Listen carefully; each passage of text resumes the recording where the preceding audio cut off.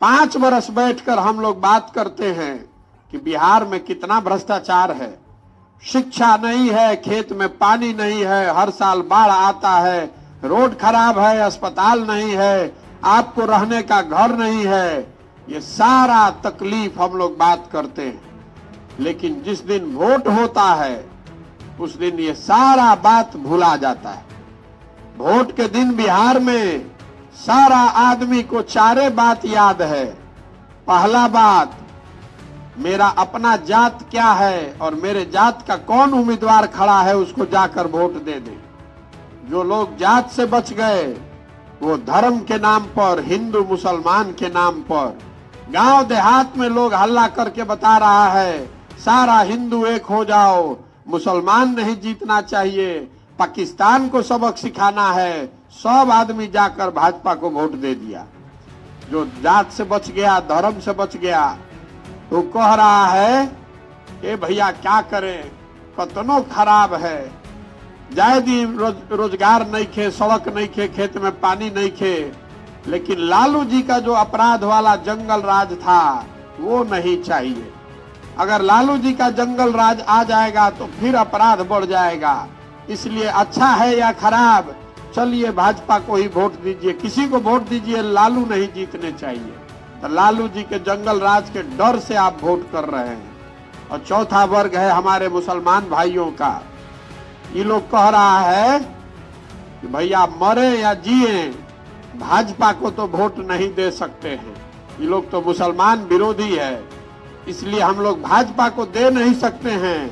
तो बिहार में बचल के लालू जी के ललटेन, तो चलो ललटेने के वोट दे दिहल जाओ। बिहार में 2 ही दल है, एक मोदी जी का भाजपा और दूसरा है लालू जी का ललटेन।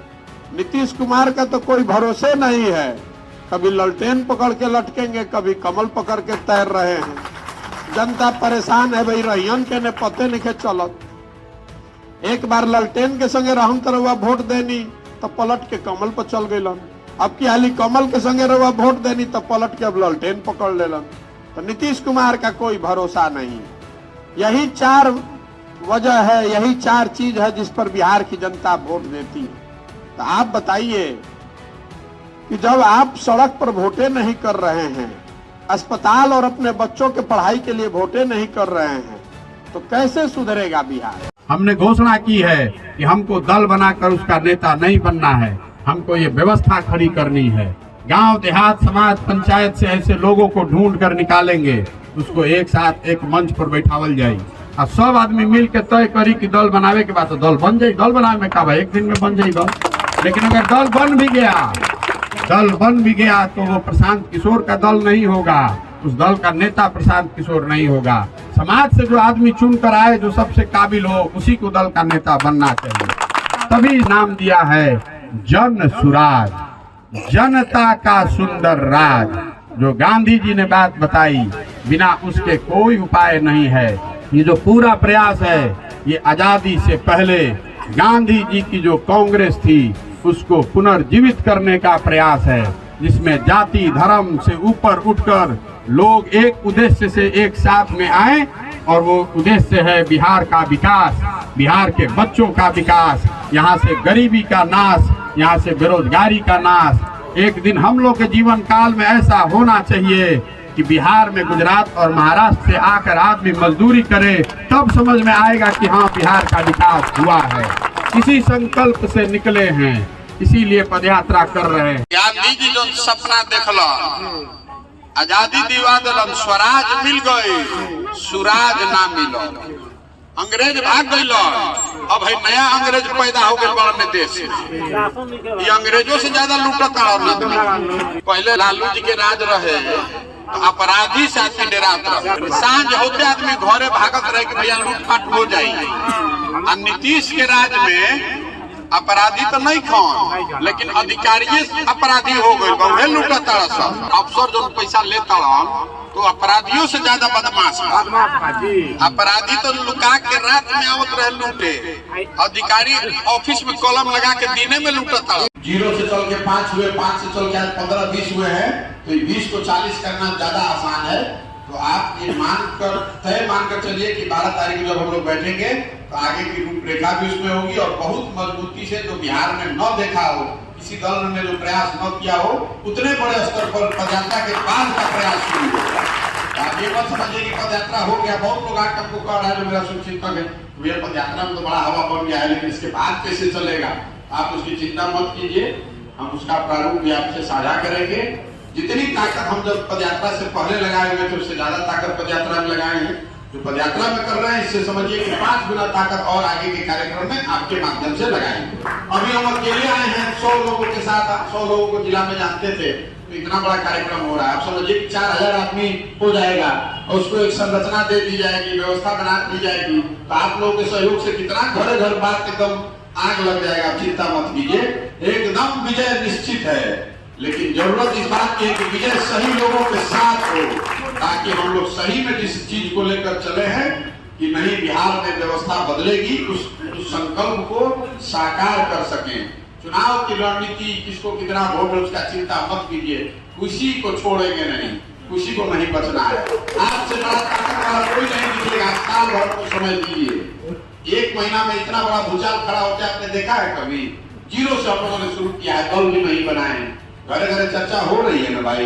आप साल भर देखिए, आपके प्रयास से बहुत बड़ा अभियान खड़ा हो जाए। गांधी जी जो सपना देखला, आजादी दिवा दिलन, स्वराज मिल गई, सुराज ना मिलो, अंग्रेज भाग गई, अब है नया अंग्रेज पैदा हो गए बड़े देश में। ये अंग्रेजों से ज्यादा लूटत आदमी। पहले लालू जी के राज रहे तो अपराधी से आदमी डरात रहे, सांझ होते आदमी घरे भागत रहे कि भैया लूटपाट हो जाएगी।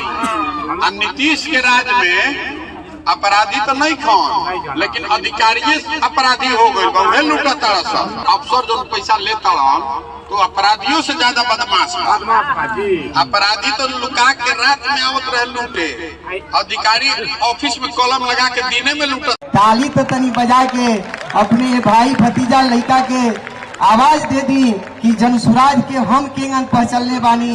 एगो कवि साहित्यकार की आवाज में तनी सुन ली, जान ली, आ दुआ दे करके जाई कि प्रशांत बाई के बहुत लोग बहुत कुछ कहलक हम, लेकिन हमनी के धोती, कुर्ता, लुंगी आ गंजी पर हवेसी में बैठ के जौन कटाक्ष करे वाला बाबू साहेब लोग बा लोग कहता लोग का कि उ लुंगी पहनले बा, उ गंजी पहन के ठेला चलावता, तो हऊ गमछा बांध के रिक्शा घींचता, तो हऊ टेम्पू चलावता। मैं अपने चंपारण के उन सम्मानित गरीब किसान मजदूरों की आवाज के तरफ से उनको चेतावनी देना चाहता हूं अपनी लेखनी के माध्यम से, और आपका आशीर्वाद मांगता हूं कि किसान मजदूर गरीबन के अरे फिर से आई रात, किसान मजदूर गरीबन के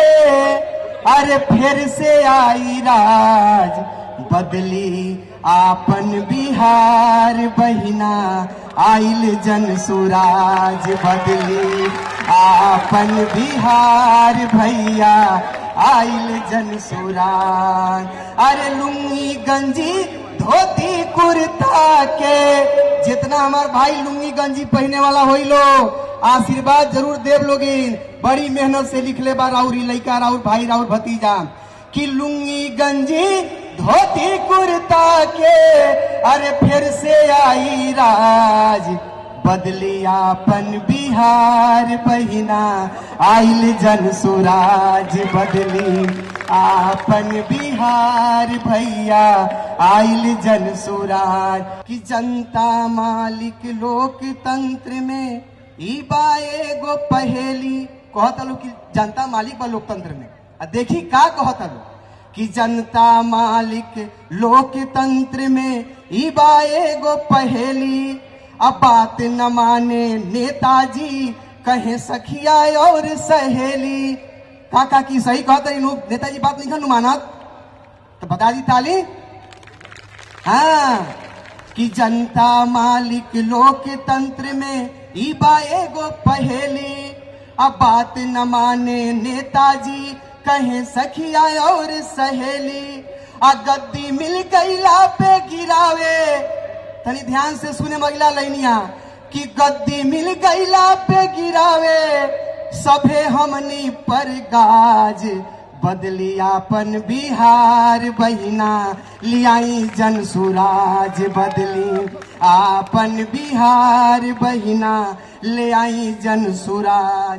प्रशांत भाई के बहुत लोग महासागर कहल ह, सूरज कहल ह। आही मुकुंद मुरारी राम हम अनुसूचित जाति समाज से आवेनी। रउआ लोगनी के आशीर्वाद से कवि साहित्यकार के कई गो सम्मान राष्ट्रीय स्तर पर मिलल बाटे। सलाम बाए माटी के रउआ लोगनी के। हम प्रशांत भाई खतरा का लिख ले बानी कि प्रशांत किशोर के तप जप से ऐसन भइल अजोर। काकी अगर अजोर भइल होई तारा पंचायत में तो ताली बजा के बताई हो प्रशांत भाई के गईला से कि प्रशांत किशोर के तप जप से ऐसन भइल अजोर। आ गली गली और गांव गांव में मचल बई है शोर। भैया शोर मचल होके तो रउआ ताली बजा के बता दी अगर शोर सुनाई होके प्रशांत भाई के जी कि प्रशांत किशोर के तप जप से ऐसन भइल अजोर। गली गली और गांव गांव में मचल बई है शोर। जागा भैया जागा बहिना, अरे भैया जागा ना तनी बजा द तलिया की जागल बड़ा है भैया। मुरारी बोलावत ने कि जागा भैया जागा बहिना, अरे सभे पहिन ले ताज। सबकरा के ताज दे प्रशांत भाई आई बने पहिने के बाद ताज ही कि जागा भैया अरे जागा बहिना, सभे पहिन ले ताज बदली आपन बिहार भैया आइल जन सुराज बदली आपन बिहार बहिना आइल जन सुराज। कहते रे कि सही लोग और सही सोच जहिया साथे हो जाई। देख ले में लाइन में सब कुछ बांध दिले बानी हम जन सुराज के कि सही लोग और सही सोच जहिया साथे हो जाई। सामूहिक प्रयास के झंडा जब युवा लहराई। सही लोग और सही सोच जहिया साथे हो जाई। सामूहिक प्रयास के झंडा जब युवा लहराई। तहिया चारों ओर सुनाई, अरे तहिया चारों ओर सुनाई हमार तोहार आवाज। बहिना आइल जन सुराज बदलल आपन बिहार बहिना आइल जन सुराज बदलल आपन बिहार। आज बेतिया में जन सुराज के जय जयकार बा। आज बेतिया में जन सुराज के जय जयकार बा। उप विजेता जिला परिषद सह पूर्व मुखिया रामू चौधरी के रुआ सबनी के चरण कमल में सादर प्रणाम बा। कहल बा कि जौन छिटा गइल बा त बीने वाला बिल्ली, जौन छिटाइल बा त बीने वाला बिल्ली। अरे बाजार में कितना महंगा सामान बा त कीने वाला कीन ली। आ लाख लाख पीतल में सोना होई त चिन्हे वाला चिन्ह ली। लेकिन फिर कहल बा कि जब देह में खून ना रही त रजाई का करी। जब देह में खून ना रही त रजाई का करी। अरे कपटी कुचरा केहू के बड़ाई का करी। आ जब गांठ दिए भगवान नु तो झोरा छाप लोग के छोड़ दी। MBBS MD के दवाई का करी। लेकिन फिर हमरा कहे के बा कि क्यों मगरूर हो। अरे किसी अनजान नदी को डूबकर पार मत कीजिए। हम एक है उसे काट कर कभी चार मत कीजिए। मन में हिंदू मुस्लिम सिख ईसाई बसा लो यारो, क्योंकि कभी किसी धर्मों का व्यापार मत कीजिए। इसलिए मेरा कहना है, श्री प्रशांत किशोर जी का कहना है कि क्यों मगरूर हो एक दो चुनावी में। कहते हैं सभी दल वालों से कि क्यों मगरूर हो एक दो चुनावी में। अरे मैं समझता हूं सभी दल वाले तुम हो कितने पानी में।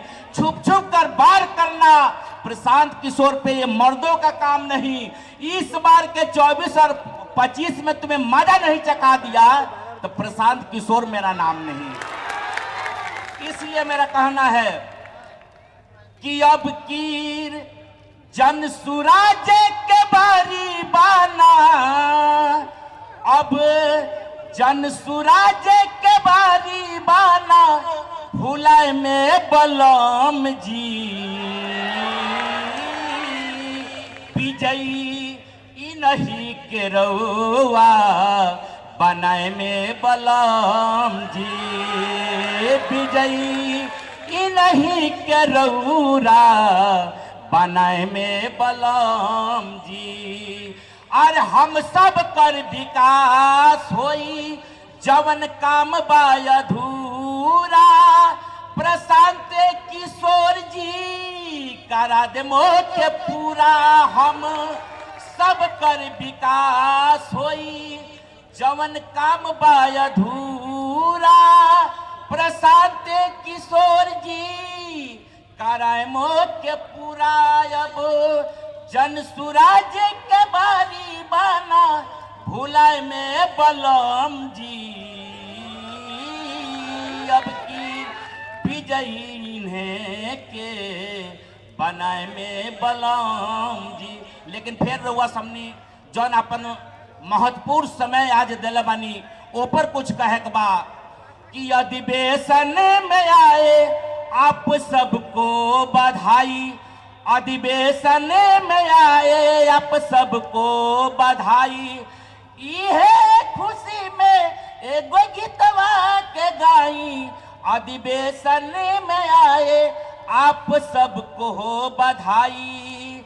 श्री भोलेनाथ जी से यह बटे अर्जी प्रशांत किशोर पर रखम आपन मर्जी। देखिए जे समाज के हित के काम करे जे सारा आदमी के काम करे कहे कि बताल बा कि आदमी को आदमी से प्यार होना चाहिए। स्वप्न पूरे समाज का साकार होना चाहिए। समाज को कभी खंडित मत करना यारो आपस में लड़ भिड़ कर क्योंकि एकता ही हर मानव का वरदान होना चाहिए। अरे खुशी के मौका पे एक गीतवा के गाई। अधिवेशन में आए आप सबको बधाई।